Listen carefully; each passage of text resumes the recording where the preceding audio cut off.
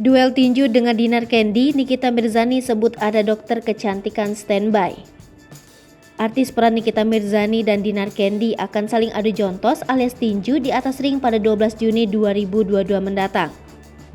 Dalam pertandingan mereka, Nikita Mirzani mengatakan terdapat dokter kecantikan yang siap sedia apabila ada sesuatu yang tidak diinginkan terjadi di atas ring tinju. Roy Ricardo pun yang turut serta dalam perhelatan tersebut justru sempat tidak percaya dan bertanya hal tersebut sekali lagi untuk meyakinkan. Sementara Nikita Mirzani tertawa, ia pun menjelaskan kegunaan dokter kecantikan untuk pertandingannya dengan Dinar Candy. Nikita Mirzani mengetahui bahwa olahraga tersebut dapat menyebabkannya bonyok. Kendati demikian, ia mengaku tidak mengkhawatirkannya.